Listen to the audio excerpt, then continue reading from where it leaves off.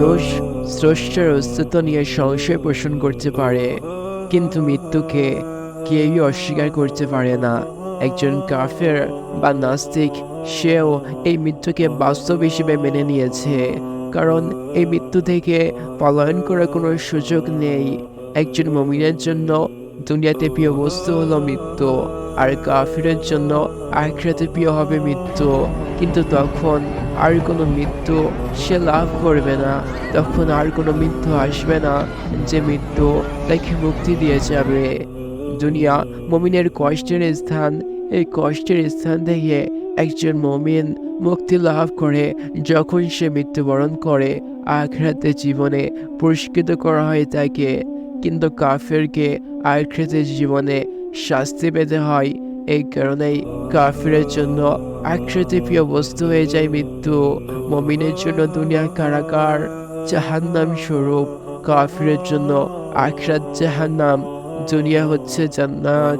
তখন সে মৃত্যু কামনা করবে, কিন্তু তখন আর কোনো মৃত্যু আসবে না, যদিও সে চতুর্দিক থেকে মৃত্যুকে কামনা করবে। প্রিয় ভাই আমার, যিনি আমার কথা শুনছেন, আপনার চোখ দুটো এবার বন্ধ করুন। বিগত জীবনের দিকে পেছন ফিরে তাকান। এটাই কি সেই জীবন যা আপনি চেয়েছিলেন? এটাই কি সেই জীবন যা নিয়ে আপনি আপনার পালনকর্তার সামনে উপস্থিত হতে চান? আপনি এখনো মৃত্যুবরণ করেননি, এখনো আল্লাহ সুবহানাহু ওয়া তাআলা আপনাকে অনুগ্রহ করে যাচ্ছেন, আপনাকে জীবিত রেখেছেন, এখনো সুযোগ দিয়ে যাচ্ছেন। তাওবা করে নিজেকে সংশোধন করে নেওয়ার জন্য আপনাকে নিঃশ্বাস নেওয়ার মতো ক্ষমতা দিয়েছেন।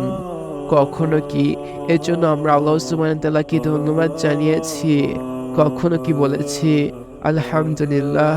ইবনুল কাইয়িম রাহিমাহুল্লাহ তার কিতাব, যার অনুবাদকৃত শিরোনাম সবর এবং শুকরিয়া, সেখানে তিনি উল্লেখ করেছেন দাউদ আলাইহিস সালাম তিনি আল্লাহর কাছে জানতে চাইলেন, হে আল্লাহ, তোমার নিয়ামতের মধ্যে, তোমার অনুগ্রহের মধ্যে সবচেয়ে তুচ্ছ অনুগ্রহ কি? আল্লাহ সুবহানাহু ওয়া তাআলা বললেন, শ্বাস নেওয়া, নিঃশ্বাস নেওয়া। আল্লাহ সুবহানাহু ওয়া তাআলা এখনো আমাদের বিনামূল্যে নিঃশ্বাস নেওয়ার সুযোগ দিয়ে যাচ্ছেন। অথচ যদি বলা হয় যে কোনো মূল্যে, যে কোনো কিছুর বিনিময় হলেও এই নিঃশ্বাস নেওয়াকে আমাদের বেছে নিতে হবে, নিঃশ্বাস নেওয়ার ক্ষমতা আমাদের দেওয়া হবে, বিনিময় যে কোনো কিছু আমাদের উৎসর্গ করতে বলা হয়, আমরা মুহূর্তের মধ্যে রাজি হয়ে যাব। একজন রাজা তার রাজত্বকে দিয়ে দিতে চাইবে এই নিঃশ্বাস নেওয়ার ক্ষমতা টিকিয়ে রাখার জন্য। আমরা কেউই মৃত্যুবরণ করতে চাই না। এই নিঃশ্বাসের মতো অজস্র অসংখ্য নিয়ামত আমরা প্রতিনিয়ত উপভোগ করে চলেছি সমস্ত জীবনভর। কিন্তু এরপরেও যখন আমাদের জীবনের দিকে পেছন ফিরে তাকাই, আমাদের জীবন আল্লাহ সুবহানাহু ওয়া তাআলার অকৃতজ্ঞতায়, অবদ্ধতায় এবং গুনাহে পরিপূর্ণ। আমরা আমাদের নিজেদের সেই গোপন গুনাহগুলোর কথা মনে করতে পারি, যেগুলো আল্লাহ সুবহানাহু ওয়া তাআলা ছাড়া আর কেউ জানে না। আপনি কি নিশ্চিত আপনি ক্ষমা পেয়ে গেছেন? একটি জরিপ অনুযায়ী প্রতি সেকেন্ডে ৩ জন মানব শিশু জন্মগ্রহণ করে এবং ২ জন মৃত্যুবরণ করে। কে জানে আর কয়েক সেকেন্ড পর আপনি মৃত্যুবরণ করবেন না? রাসূলুল্লাহ সাল্লাল্লাহু আলাইহি ওয়াসাল্লাম খুতবা দিতে মিম্বরে উঠে দাঁড়ালেন এবং তিনি বললেন, হে লোক সকল, আজকের যারা জীবিত আছো, আজ থেকে ১০০ বছর পর তাদের কেউই জীবিত থাকবে না। এভাবেই আমরা প্রতিদিন, প্রতি মুহূর্তে মৃত্যুর দিকে এগিয়ে চলেছি।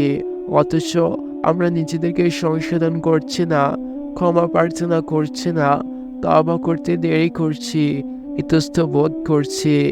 অথচ যে কোনো মুহূর্তে মৃত্যু এসে আমাদের সামনে দাঁড়াবে, তখন তওবার দরজা বিনা নোটিশে বন্ধ হয়ে যাবে।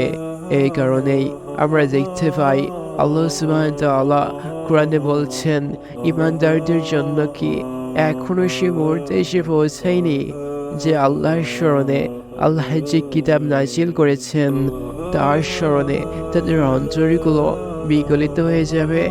ঈমানদারদের জন্য কি এখনো সে মুহূর্তে এসে পৌঁছায়নি, তার জন্য তাদের মতো না হয় যাদের কাছে এর আগে কিতাব নাজিল করা হয়েছিল, কিন্তু তাদের ওপর এক দীর্ঘ সময় অতিবাহিত হয়ে গেল, ফলে তাদের অন্তর কঠিন হয়ে গেল এবং তাদের মধ্যে এক বিরাট অংশ নাফরমান থেকে গেল। আল্লাহ তাআলা তিনি বলছেন, তোমরা জেনে রেখো, এই পার্থিব জীবন খেলতামাশা, জাঁকজমকপূর্ণ অহংকার প্রদর্শনের প্রতিযোগিতা, ধন সম্পদ, সন্তান সন্ততি বাড়ানোর চেষ্টা ছাড়া আর কিছুই নয়। আল্লাহ সুবহানাহু ওয়া তাআলা বলছেন, সমস্ত বিষয়টা যেন এরকম, আসমান থেকে এক পশলা বৃষ্টি পড়ল এবং ফসল উৎপন্ন হলো, সে ফসলের সমাহার কৃষকের মনকে খুশিতে ভরে দিল, তাকে আনন্দিত করে দিল। কিন্তু একদিন সে ফসল শুকিয়ে এলো, আস্তে আস্তে তুমি দেখতে পেলে হলুদ বর্ণ ধারণ করলো, এক সময় সেটা অর্থহীন খড়কুটায় পরিণত হয়ে গেল। আল্লাহ সুবহানাহু ওয়া তাআলা এভাবেই বলছেন, পার্থিব জীবন এটা প্রতারণা ছাড়া আর কিছুই নয়। আল্লাহ সুবহানাহু ওয়া তাআলা বলছেন, পরকালের জীবনে থাকবে কঠোর আযাব এবং ঈমানদারদের জন্য আল্লাহর পক্ষ থেকে ক্ষমা, সন্তুষ্টি। দুনিয়ার এই জীবন কতিপয় ধোঁকা, প্রতারণার সময় কি ছাড়া আর কিছুই নয়।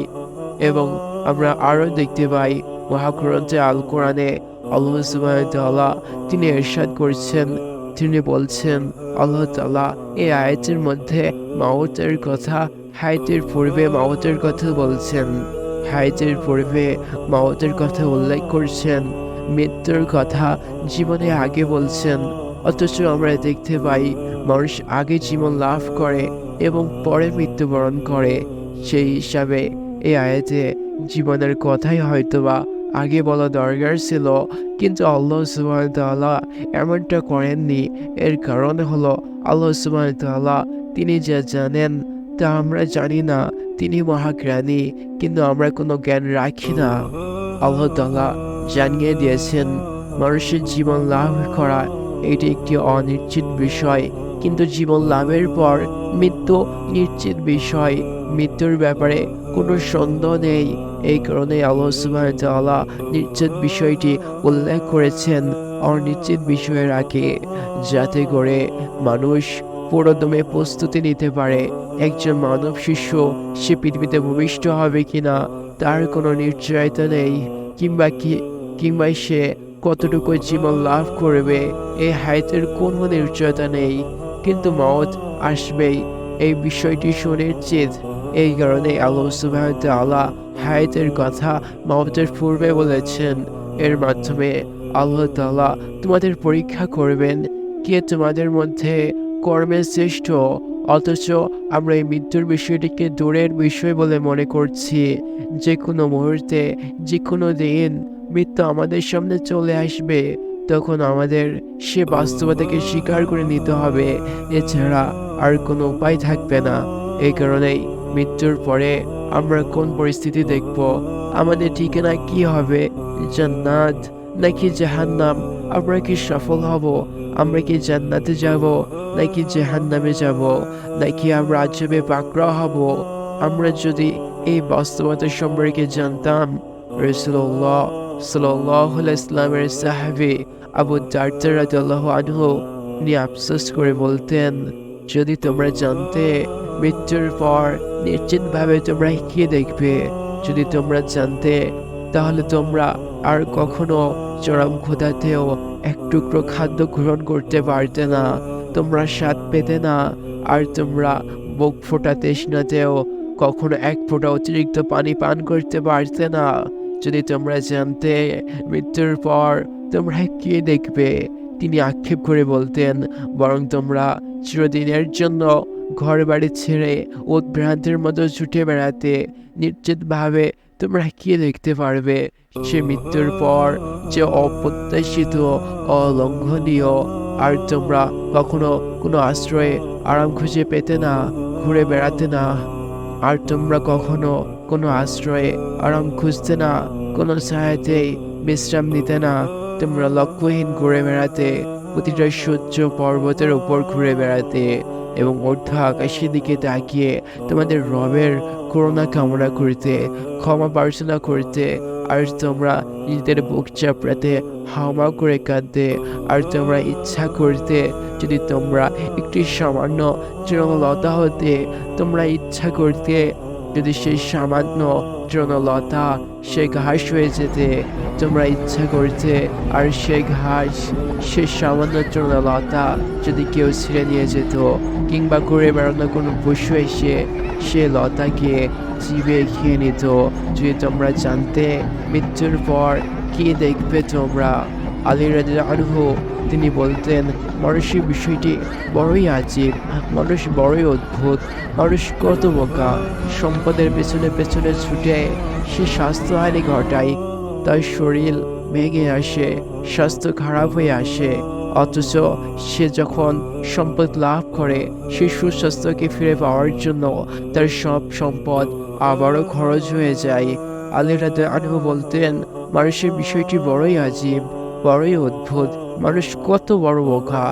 ভবিষ্যতের চিন্তায় মানুষ দুশ্চিন্তাগ্রস্ত হয়, বর্তমানকে ধ্বংস করে ফেলে, আর যখন ভবিষ্যতের সে সময়টি চলে আসে তখন সে অতীতে বিনষ্ট করার সময়ের জন্য সে আফসোস করে, অনুশোচনা করে, অশ্রুপাত করে। মানুষের বিষয়টি বড়ই অদ্ভুত, বড়ই আজব, মানুষ কত বড় বোকা। তিনি আরো বলতেন, মানুষ এমনভাবে বেঁচে থাকে যেন সে কোনো দিন তাকে মৃত্যুবরণ করতে হবে না, অথচ যখন মৃত্যু চলে আসবে তখন মানুষ ইচ্ছা করলেও কোনো জীবন লাভ করবে না। হাই, আমরা যদি পৃথিবীতে বেঁচেই না থাকতাম।